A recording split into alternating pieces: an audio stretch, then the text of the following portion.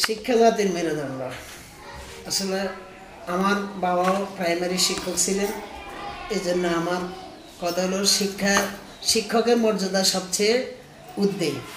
এই জন্য অন্য অন্য চাকরি থেকে আমি শিক্ষকতাকে বেছে নিয়েছি। এই জন্যে শিক্ষক যেভাবে এলাকাতে সম্মানের পাত্র, কিন্তু অন্য কোনো ডিপার্টমেন্টের বা অন্য কোনো লোকদেরকে এভাবে সরকার বিভিন্নভাবে মানুষ এত শ্রদ্ধা করে না। আমাদেরকে যেভাবে শিক্ষকদেরকে মানুষ যেভাবে শ্রদ্ধা করে, এই জন্যে আমি আমার এই ইয়েতে বাছে নিয়েছি, আমি শিক্ষকতা করব।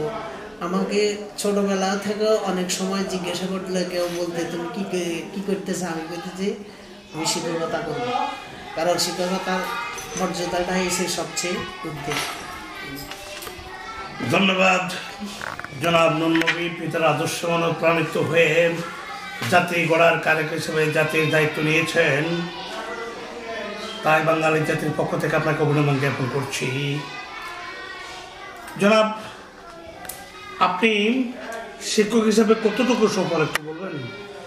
আমি ইনশাল্লাহ সফল। আমি যে আল্লাহ যেই আমাকে এই শিক্ষকতার যে হাওলাতে রাখছে, এটাই সবচেয়ে আমি মনে করি আমার জন্য এটাই আল্লাহর কাছে শুকরিয়া আদায় করি। আমি জাতিকে কতটুকু মেধা উপহার দিতে পারছেন বলে মনে করেন?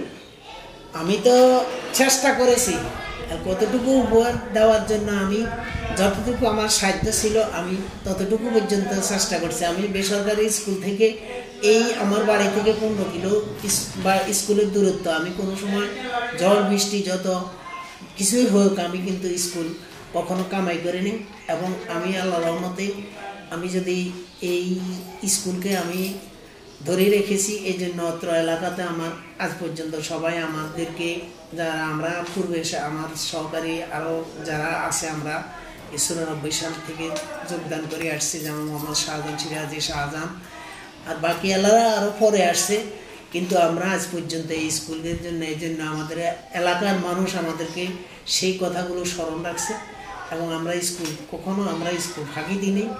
এবং আমরা এই এলাকাতে কোনো মেট্রিক পাস লোক ছিল না। আজকে আমাদের IBMA, ঢাকা বিশ্ববিদ্যালয়, সব জায়গাতে আমাদের ছাত্ররা আছে, ছড়িয়ে ছিটিয়ে আছে বিভিন্ন চাকরিতে বা বিভিন্ন ব্যবসা, বড় বড় ব্যবসায়ী, এবং ডাক্তারও আছে কয়েকজন।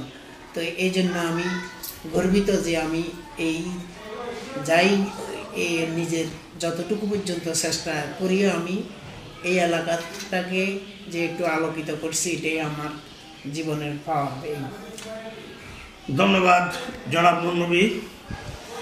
সবচেয়ে শিক্ষার মেরুদণ্ড, প্রথমেই মানুষ গড়ার কারিগরি হইল, প্রথম ভিত্তি হইল প্রাইমারি শিক্ষা। এই জন্য আসলে আমরা কিছু কিছু আমাদের রামগতি এলাকা এবং কমলনগর রামগতি যখন একসাথে ছিল, এটা একটা দুর্গম এলাকা ছিল। সেই সময় থেকে কমলনগরে আসলে ফিডিংয়ের ব্যবস্থা আছে, পোলাপানি বিস্কুট পায়, কিন্তু আমরা এই কমলনগর পৃথক হওয়ার পরে রামগতিতে, এবং কমলনগর যখন পৃথক হয়েছে তখন আমাদেরকে দেয়নি। কিন্তু আমরা যে স্কুলগুলা বিভিন্ন এলাকাতে তোরাবগঞ্জ ইউনিয়নের কিছু অংশ এবং কাদিরা ইউনিয়নের কিছু অংশ, এগুলো সব চর এলাকা এবং এগুলা খুব একটা গরিব এলাকা।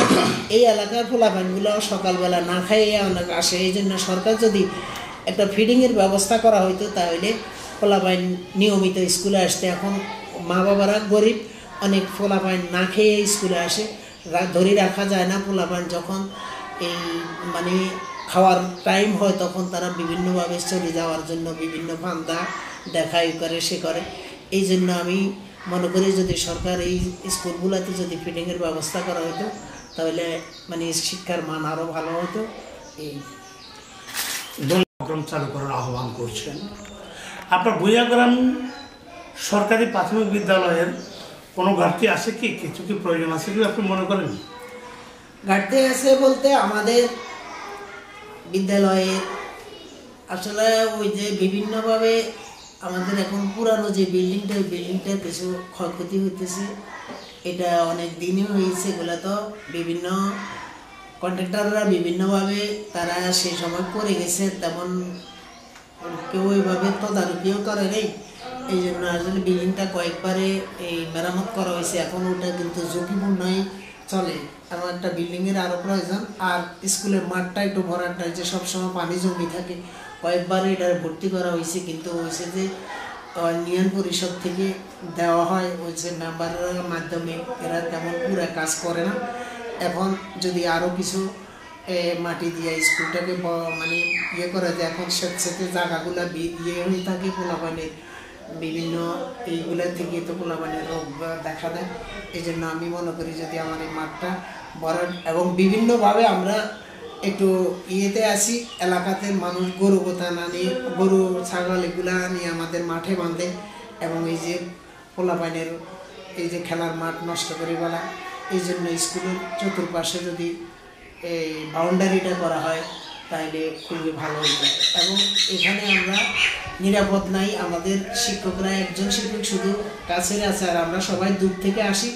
স্কুলটা যদি বাউন্ডারি ওয়াল থাকতো তাহলে আমাদের সবসময় আমরা মানে তালা মারি যাইলে আর কোনো সমস্যা হতো না। এই জন্য আমি মনে করি যে স্কুলটার চতুর্পাশে যদি বাউন্ডারি ওয়ালটা উঠে না আর মাঠটা একটু ভরাট করা হয় তাহলে আমার স্কুলে আর কোনো অসুবিধা নেই। ধন্যবাদ। এটা 2000 সালে নির্মিত হয়েছে। 2000 সালে নির্মিত হয়েছে, তার মানে 24 বছরের মাথায় ভবনটা আবার 10 হওয়ার সম্ভাবনা। আচ্ছা, ধন্যবাদ। দর্শক,